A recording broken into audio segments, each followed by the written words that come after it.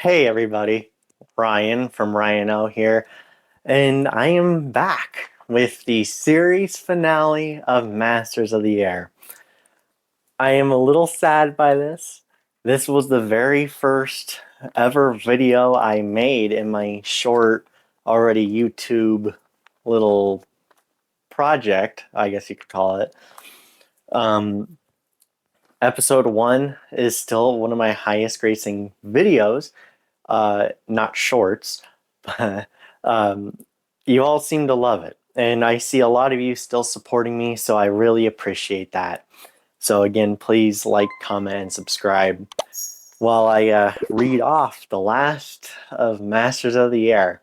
But it won't be the last. I will still be doing new historical series, uh, comedy skits, gaming, many more.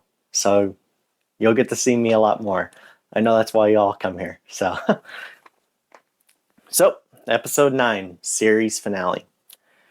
So we basically start off in February 3rd of 1945, and we are now hearing from narrator Crosby that basically the Third Reich is falling apart. The Soviet Union is coming in from the east. The Americans and the British, along with many French partisans and now new French soldiers, are coming in from the west. And they're basically just eliminating all the Nazi forces that they can find.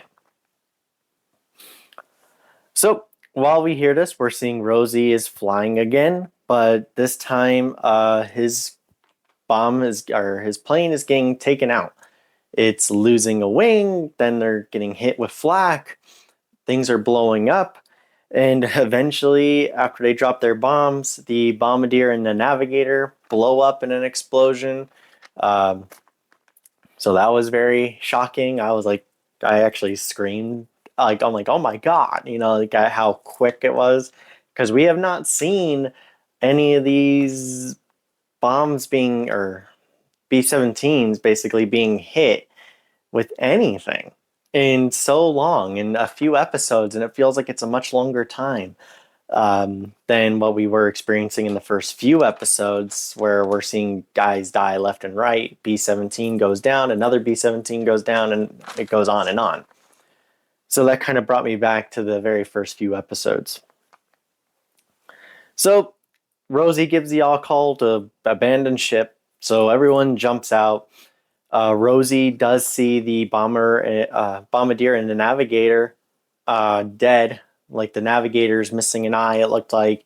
The bombardier is just kind of like dangling in and out of the nose of the plane. And just basically, Rosie just jumps out. And he parachutes and lands in the middle of like almost like no man's land from World War I, on both sides, being shot at. I don't know if he broke his arm. It looked like he broke his arm, or it was either a rib. But he's noticing all these Germans surrendering, and the Soviets are taking no prisoners. They're executing everybody. So he thinks he might get executed, pulls out a 1911 pistol. He's thinking about maybe killing some Soviets before he gets taken out, I guess. But eventually, when they come up to him and he starts screaming that he's an American, starts saying like Roosevelt, Stalin, Coca-Cola, they eventually figure out that, hey, yeah, this guy is an American. So, and he's taken by them to their lines to be mended and hopefully to be taken back to England. So we are now, again, going to be jumping a lot, but we are now seeing more of the American POWs. They're now being forced marched to different locations because of the oncoming Russian forces. So they're being marched basically more west. Again, the Russians were more dangerous to the Germans. The Germans were being executed by the Russians because of the betrayal of Hitler to Stalin. The Americans, or not the Americans, the Nazis knew with American prisoners or other Allied prisoners that they could be possibly spared. So that's why they kept going west, towards West Germany, around that area, to basically be given a safe quarter and not be executed by the Soviets. So now we're seeing them being force marched. They're being marched through a blizzard, and it seems like they're going on for maybe a day, a few days. And all of a sudden, then we now jump to Crosby, who's now a major. I don't recall him being a major in the last episode or two, but I could be wrong. But he is basically seeing now a couple young crews run up to him and like asking him for gear, and the door is locked. So he like kicks open that door, gives them their parachutes, and basically smacks the captain's face in his food, and just basically starts bossing around with his rank, So I like to see that. Again, Crosby wants to save these guys' lives, and if one person is going to basically mess that up, he is going, I believe, to unleash hell upon them, which he basically does to this guy. Like when he's like forcing his face into his food and yelling at him to say yes, major, and things. It's like I think that's actually what he was trying to do. Again, he does not want to see anyone else die like Bubbles or anyone else. Especially, they don't know it, but it's almost the end of the war. They can kind of tell that the Third Reich is falling apart. We don't need any more deaths near this point, if we can avoid it.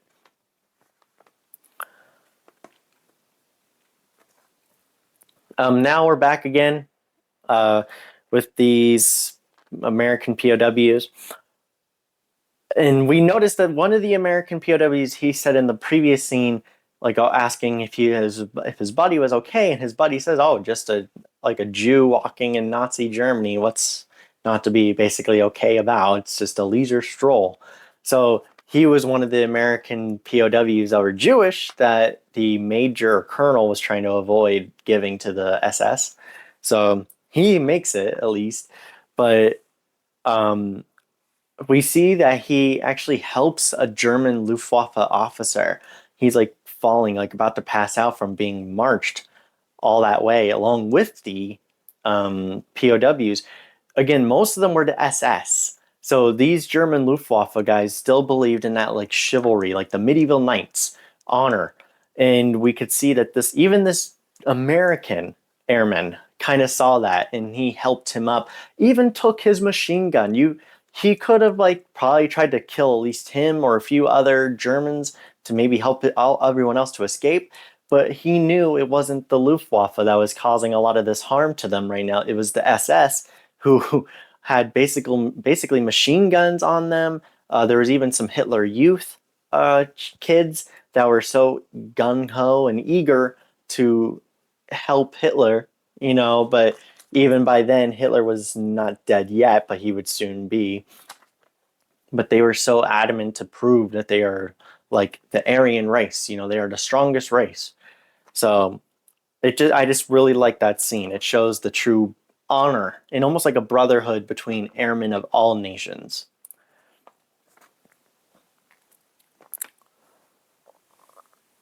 So now, to that same German Luftwaffe officer notices like a couple trucks, or in Band of Brothers they call them a shark, like, so they're like a troop transport, and he's noticing that most of them are old men and young boys, like young children, and he's basically saying like all is lost. But that one Hitler Youth boy that's with the POW group and forcing them to march at rifle point is now basically saying like, "Oh, Heil Hitler," it's like glory to the Reich. Well, that's not really what that German officer notices and pays attention to. And even these soldiers, even these young boys, are even not saying it. They're not repeating the Heil Hitler. They're noticing like all is lost. Nothing is working. Like they just keep retreating and losing their comrades, almost like Band of Brothers, or like what these other soldiers are doing. They're losing their friends, and they're noticing that, and they just keep retreating. So that was a nice scene to see. I like that scene. So the POWs are taken to Muskov, Germany, in like it's a brick factory. But then the next morning they're taken on a train to Nuremberg, which really freaks out the one Jewish American POW, probably thinking because Nuremberg was such a major city at the time in Germany. And we could just see, too, it's a city of ruin by now. But possibly he maybe experienced what Bucky experienced in the show of them being attacked and killed by civilians. But again, we don't know for sure. They just kind of told him to calm down. So yes, but we're walking through Nuremberg, and even German children are begging these airmen for food. They're like, "Oh, like Bitte, please, like give us some food," and they don't have anything either. Even the Germans that are guarding the POWs have no food. So you could just tell, like again, all is lost. Everything is closing in, which is not really helping. So now the POWs arrive at Stalag 13 camp. So basically, they arrive. They notice that this camp looks like it's full of more other nationalities. Like there were some more Australians, New Zealanders. There were some Africans there, possibly fighting with the French near the beginning of the war. But I can't be sure. But we skip again. We time jump to now Rosie with Soviet troops in Poland. And they're telling him that they're going to try to help him get back to England. So Rosie eventually gets out of the car just to stretch his legs because the wagon is broken.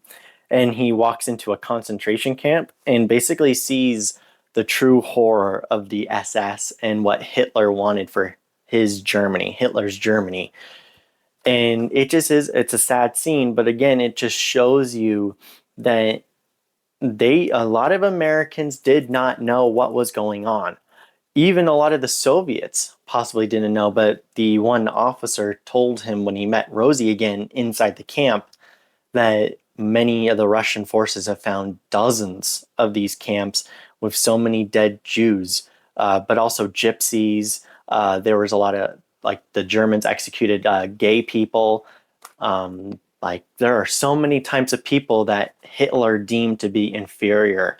And it wasn't just always Jews in concentration camps, but some POWs were forced in there and they were just killed alongside everybody else.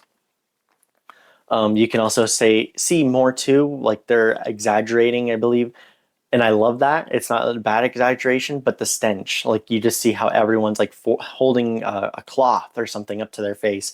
In Band of Brothers, you could tell it happened days prior when they walked in there, but the stench was still as bad. But some men didn't need to cover their face. Even when Rosie was walking around, and I love that subtle touch, it just shows you how fast the Germans are retreating, trying to get away from the Soviets, that most of the bodies were not gassed, which was typically used, and then their bodies were cremated. Eventually, the Germans were just shooting everybody, or one guy was tied to like a post, so he was like hanged or suffocated or asphyxiated. But it just shows you how desperate they were to help Hitler achieve his final solution. And that's all the SS. That was not regular Germans or the Luftwaffe. That was all the SS. So,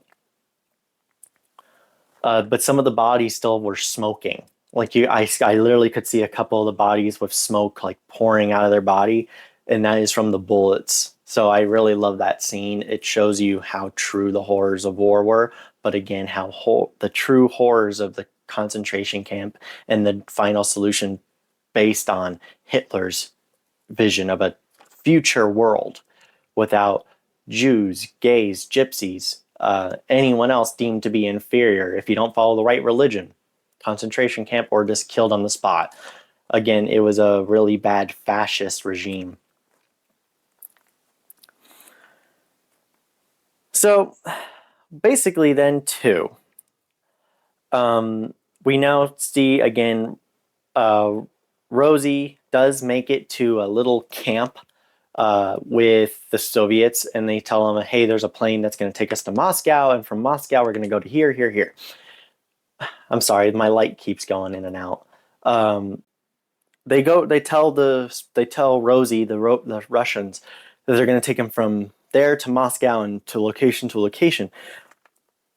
He begins to talk to this old man about asking basically if he's going to see his family. And I don't know why this scene is there, but I really love it because I mean he's just lucky. Of course, it's a show, but he's lucky that this other woman speaks perfect English and can translate. Um, but he asks, like, he tells this man, who lost his whole family and basically almost died too, but he picked up the shovel to bury them to survive out of fear for dying. But he lost his whole family. And Rosie tells him, like, oh, to go with God. And this scene is so sad, but so powerful.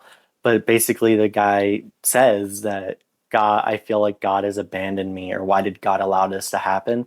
And so many Jews that did survive the concentration camps, and along other people, even said that too. Like the lack of faith plummeted because so many thought that God would help them in some way, or God did not answer their prayers.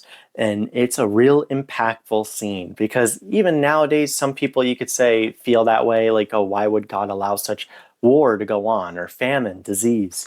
But I mean, in a situation like a whole world war where was worse than World War One, now you're getting like whole groups of people exterminated, and yet no one really knew about it until a certain point.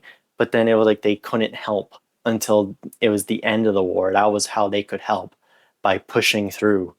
So more killing, but it would be beneficial to end the war fast so they could save these people. But again, God didn't help, supposedly. But it's a real impactful scene. Even if you go to some Holocaust museums, they have sayings like that, and it's when you read it from an actual person that was there, it does make you sad. It makes you feel badly for these people. So now to the POWs, they're on another night march, and a P-51 attacks them, killing, unfortunately, a couple of American POWs, but also they show one of the Hitler Youth kids see his buddy, his other teenage friend, get killed. It looked like he got shot through the throat. And maybe like now he's noticing what's going on, like it's gone, but they don't really show that. Two, they go into like a little town, and Buck escapes with two other guys. I'm spacing on their names. And Bucky tried to escape but was captured, but at least the colonel or the major helped him get uncaptured. Um, but they did get out, but unfortunately, the one guy was stabbed by a Hitler Youth kid.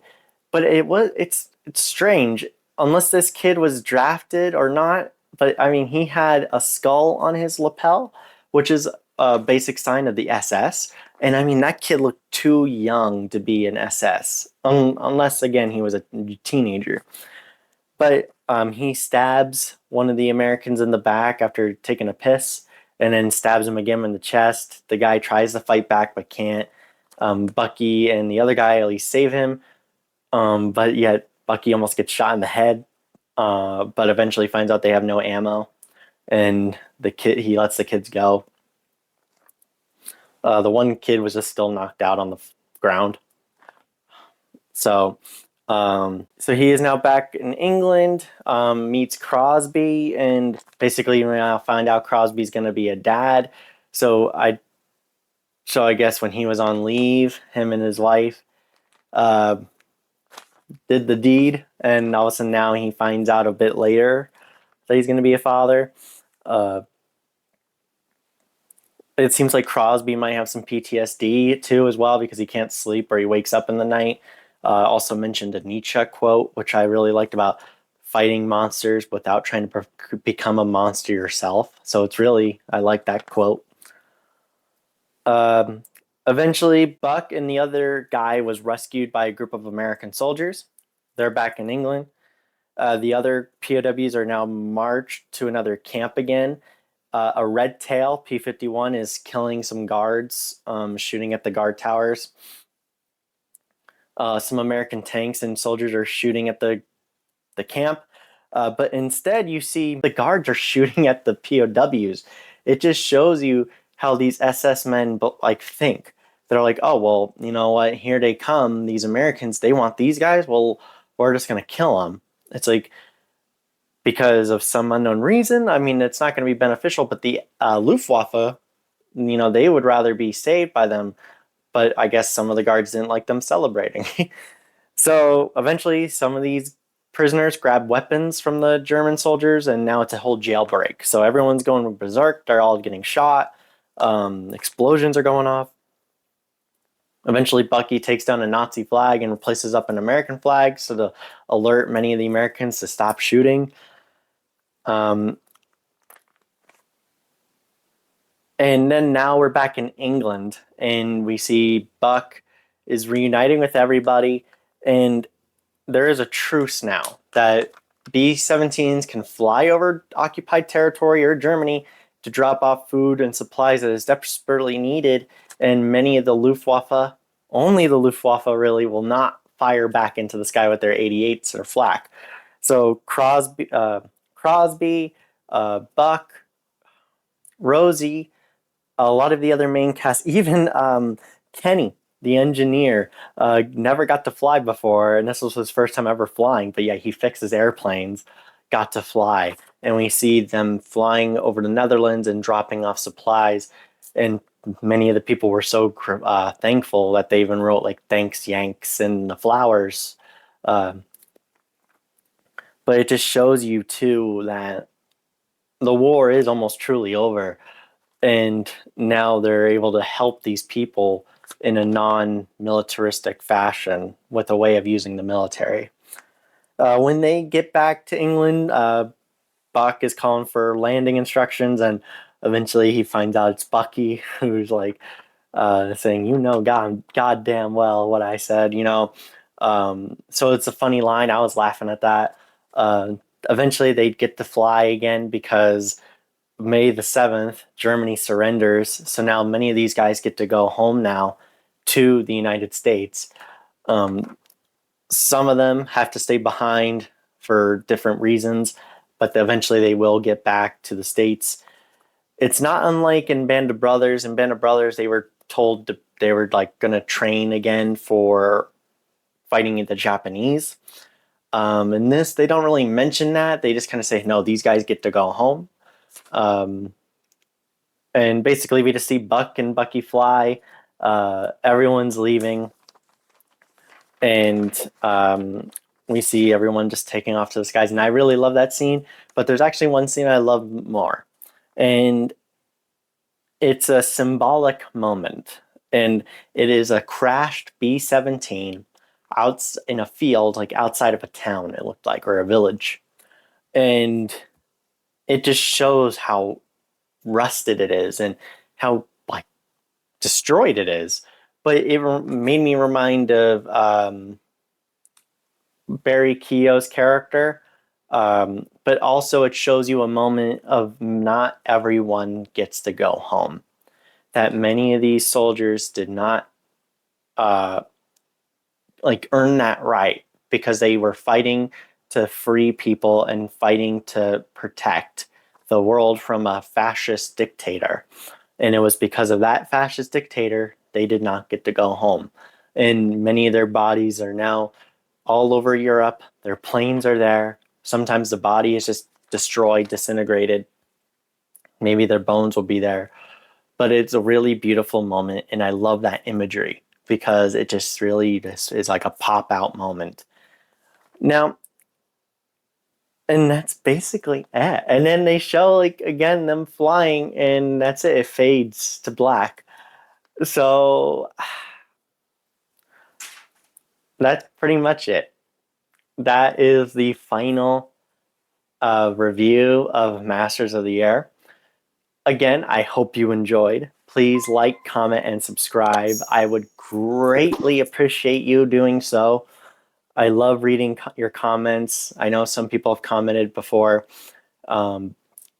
Again, thank you for joining me on this little journey, and I really appreciate everybody.